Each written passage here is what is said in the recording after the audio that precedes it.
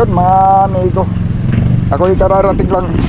Sila amigo dito, saka si Kasuyo. Kanina pa sila dito, nagkasta sila nitong ito, inilayo, gawa ng kakarpinteruhin na. Namimili lang sila ng materialis, si Kasuyo at saka si yung karpintero, mga amigo.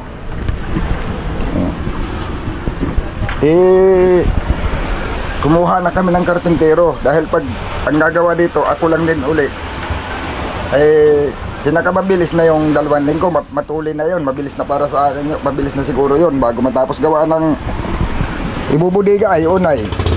Okay, sabihin, hindi naman siya kasing tagal nung paggawa ko doon sa unahan dahil mas marami talagang ginawa doon. Nagmontahe pa ako, naggagawa pa ako ng plataforma na makina, may mga wini-welding pa, nag-align pa.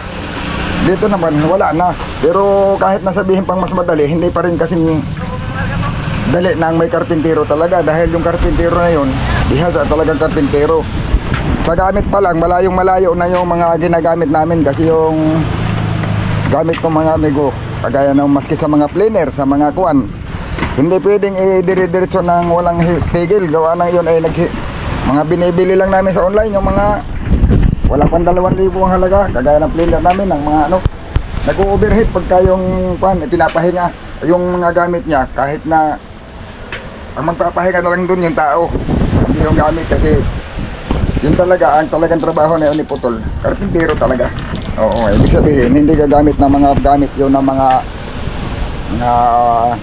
mumurahin lang.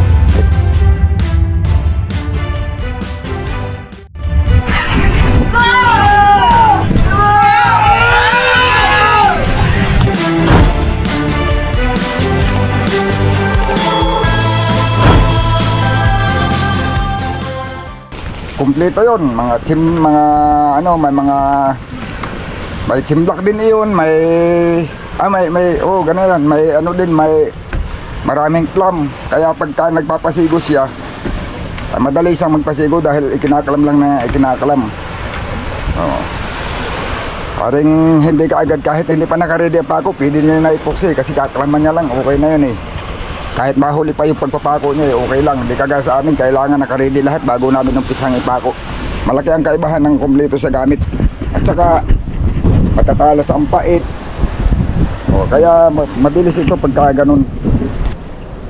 Ito, magjajak mga amigo. Jajakan at itataas, tatanggalin yung kilya.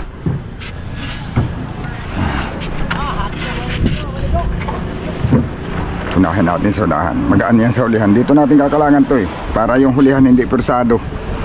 Medyo laban yung unahan dito, tapos sa ulihan malapit sa huli. Grabing bigat sa ulihan kaya na-crack.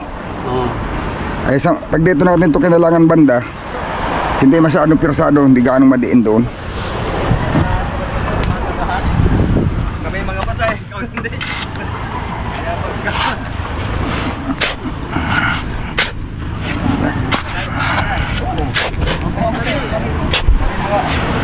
Kami mga pasay, ikaw hindi.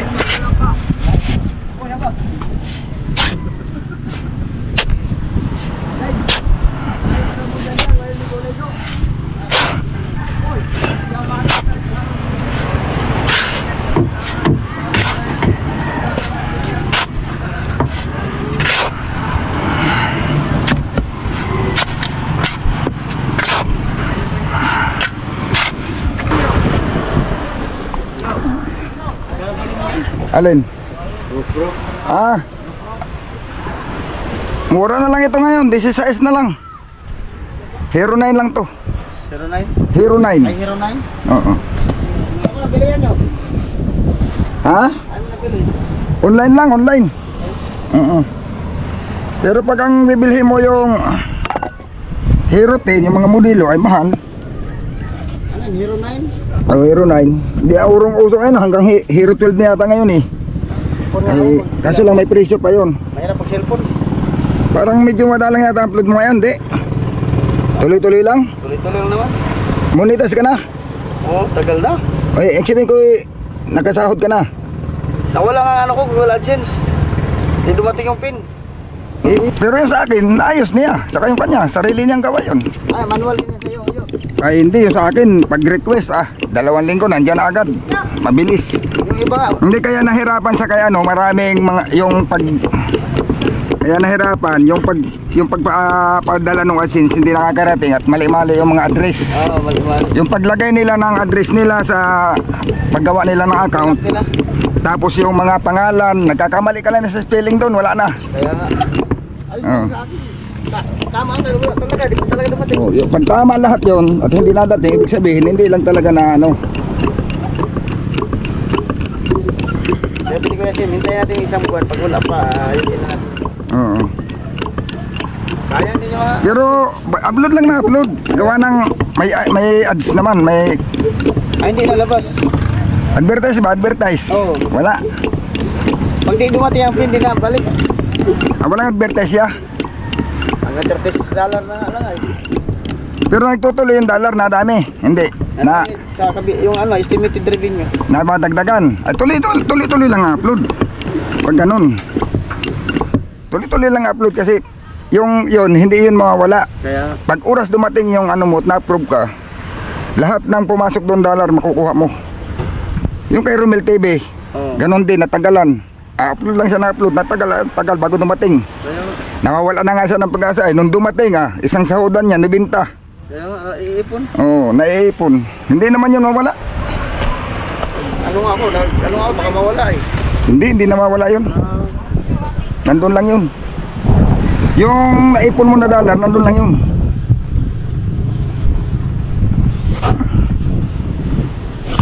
Kaya yung dapat bilhin ko, maganda. Oo. Eh, di na maghawak ako ng cellphone. Ito, pwede mong stand, pwede mong Oo. sa ulo. Pag sa ulo malikot, mas maganda pag mayroon kang lagayan. Pero yung ginawa niya, may suklutan. Oo. Suklot mo lang doon, iharap mo ganyan. Kaya nga. Tapos iwawide mo, nawawide to eh. Yan? Oh, pwede mo i-wide siya, yung kahit malapit ka ganito, naka-wide dito. Oo. Kahit malapit siya, yung tingin niya malawak. Kaso lang, pagka sa malayo ka tumingin, parang bilog kang Ay, bilog. bilog tingnan, oh. Ano ba? Kaya pagka yung hawak mo lang din, wag mo nang i-wide. Tapos dumistansa ka sa Ipon nga ako. binibidyohan mo.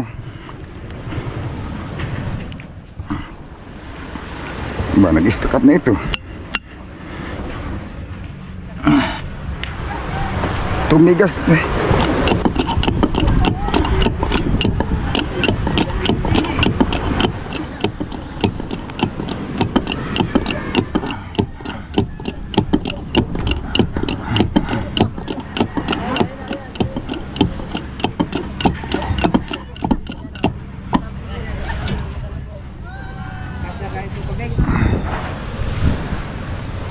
Kasi ayan, luwag na pati yan. Ha?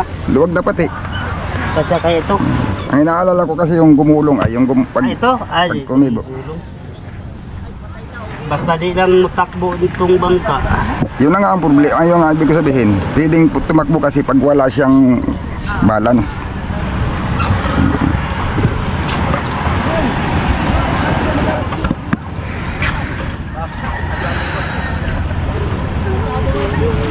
Ito pwede itipilit. Kulang pa nga eh.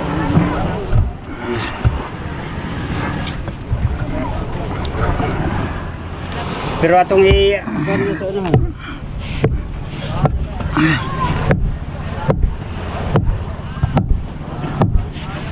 Ayun.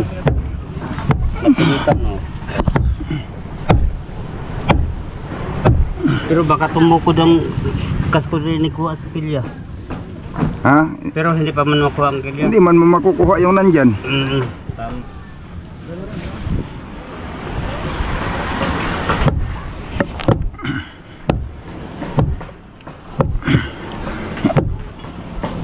Kana. Ay, so may pagkuha sa kilya.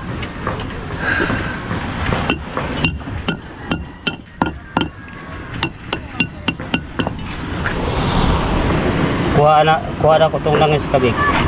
Oh, ito lang oh, ito babasain lang to. Kuha ko yung langis dun sa bahay.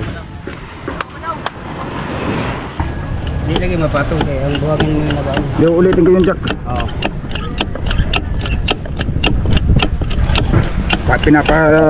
Pinapadasi ko lang yung buhangin. Ay, mami, tinanggal mo na. Wala na nalapat eh. Ay, hindi na nataas. Bumaon ay. Kaya nabaon ng jack. Yun, diba? Ulitin ko yan. Titridan ko lang, hindi ko na yan tanggalin dyan. Gamitan ko lang na yan ng trade. Para hindi na sa kuan.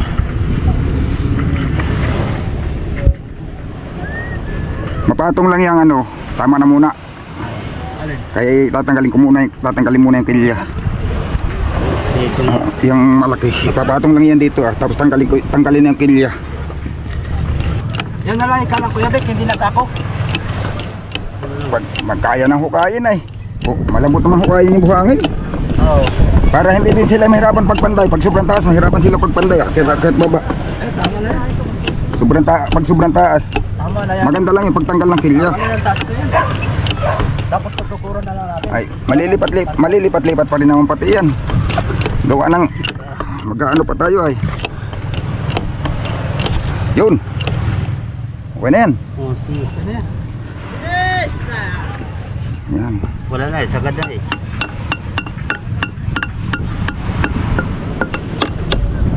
Ano, lilipat lang naman tayo ng ano eh. Tapos, tatanggalin na natin yung kilya. Oo, dito. Tapos ililipat yan dito banda pag natanggal na. Oo. Diyan lang muna. Ito. Dapat ang kalang talaga niyan dito. Nandito kaya nandyan ang mabuka na diyan, mabigatan na diyan. Para hindi marugado yung kasko. Dito, pag magkipot na kasi yung kasko, hindi na basta-basta bibiyak. Tinan mo sa dulo, hindi na biyak. Kipot doon ay. Ay, kung doon sa kalapadan, tapos kabigatan pa yan diyan. Nandyan pa naman yung kabigatan. Okay na. Oh, kaya pag tinapat mo yung kalang doon sa may Mabigat. harap ng makina ay bagsak na yung puwit. Gaganyan na yung puwit. Grabe yung bigat dito sa ulihan kaysa para mo sa unahan.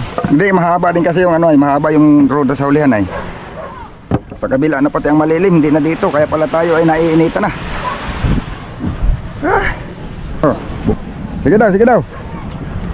Kung kaya natin pakilingin doon. Oh. Oh. Isa.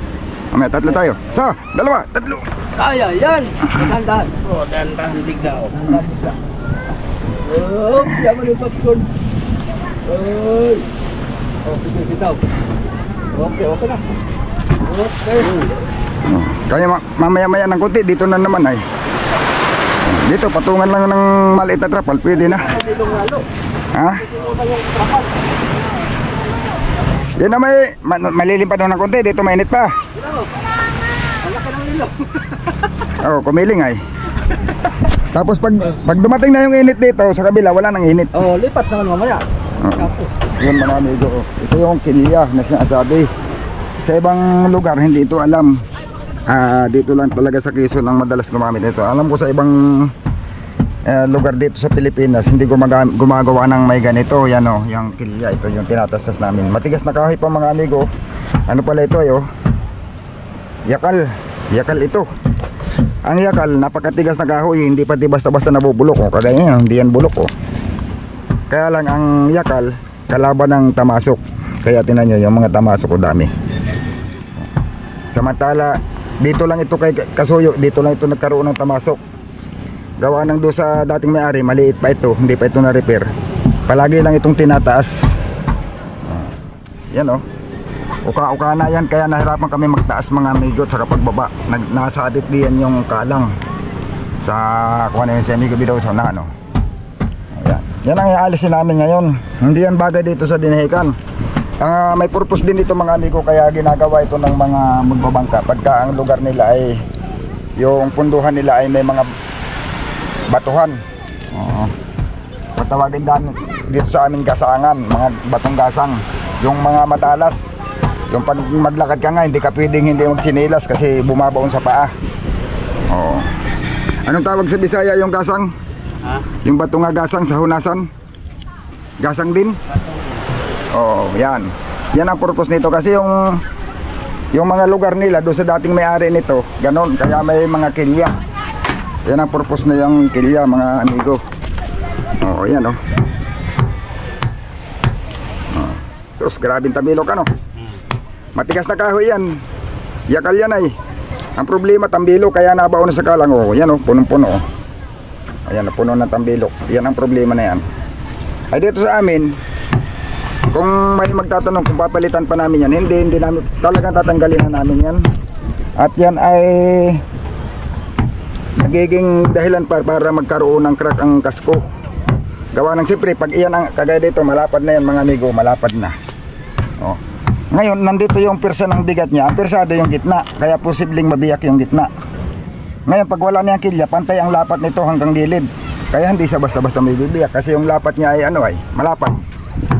Oh, hanggang gilid, ay ang gilid, matibay na yan sa gilid, gawa ng malapit na yan sa ano ay, sa sentro ng ligason.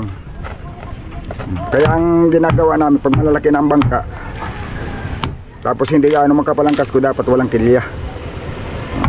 Gawa ng, dito naman sa amin, wala namang makakagasgas ng gasgas lang na hindi naman magbutas-butas ang kasko, gawa ng wala namang ano dito ay, wala namang gasang.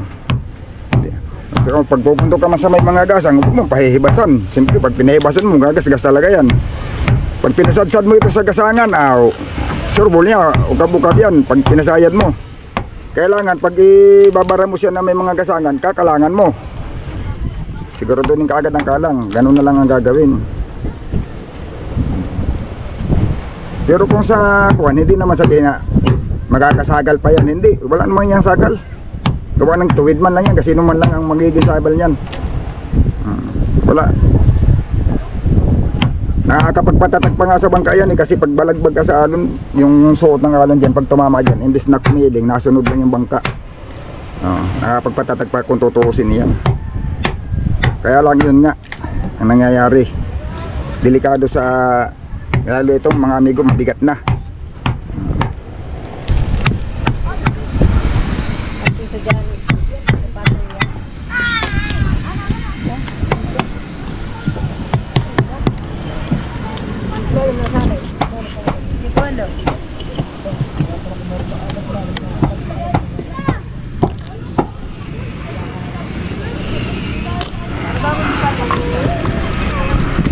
Wala ka ding martilyo dyan, Miguel Bido. Ha?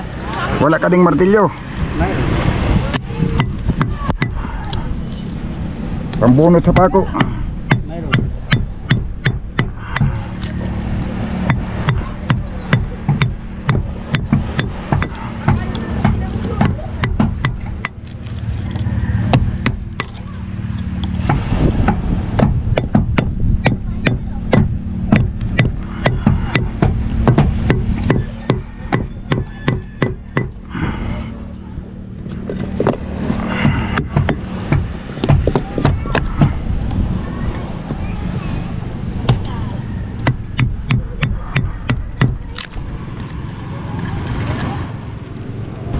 Sige, mamaya na lang tayo magkuhan. Ay, Yun mga amigo. Tapos na namin na mamaya na tayo. Tapos na namin natanggal yung ano yung kilya yan oh. Wala nang kilya yan. Yun oh, pantay na. At mamasilyahin na lang namin ito mga amigo. Mamasilyahin sa labas tapos tatapalan sa loob. Baka ang gagawin ko mag-angat ng makina. At mag-ama yung karpinterong gagawa dito ay. Andiyak kapit ka, ikaw na lang. Oo, mag-ama yung karpinterong natulong namin, kumuha na kami ng karpintero para yung mga ibang gagawin magawa ko na. Kasi kung ako pa yung magkakarpintero tapos mag-aangat ako ng makina, may mga aayusin pa ko sa wiring, ay matatagalan kasi yung wiring nito, yung iba talaga mga palibasat na lubog, may mga nasunog na wire dyan sa loob, may mga aayusin yun, kagaya niya, yung mga nag-short na siya ay, tapos ay parang nag-umido na. Pag nung mabot ng tubig, nakaputol yung ibang wire. Yung jack ha? Oo, mayroon mga ibang nakasuklot diyan mga amigo, ay konparikwa na rin yung magabok yung wire, parang naluto na siya sa init. Yung dulo ng mga wire talagang babawasan at saka idudugtong. Yun ang kagandahan diyan mga amigo. Mabuti yung pagkakagawa ko ay mahahaba yung paalawan sa loob, kaya maraming wire sa loob ay mga may pahaba. Mababawasan niya ng mga tig 3 pulgada o higit pa. bago isusuklot ng bago yung sa switch. Kaya yan ay, kung yan ay waxy at konti lang yung allowance ay kapos na, hindi na natin repair. Yun, mabuti na lang mga amigot may allowance ako. Yun, babalikan na lang namin ito at maglilinis at para pag umpisa ng karpintero, dapat bago pag umpisa ng kapag sila pa yung magtatrabaho nun ay sayang yung araw. At mahal ang karpintero dito mga amigo. Lilinisan ito at tatapalan yung kasko ay ng plywood. Yun, kaya tapos ito umpisahan na ito bukas. Yun, kami ano lang mga amigo, uuwi muna at siguro magagaya kami ng wire. Mamaya namin gagawin. Sige mga amigo. Ayun mga amigo, tinasan lang namin ng kalat at tinanggal yung kilya. Abangan nyo na lang yung mga gagawin namin dito. Ang sabi nung ating karpintero ay baka daw mga 5 araw o baka hihigit may kaunti tapos nila ito.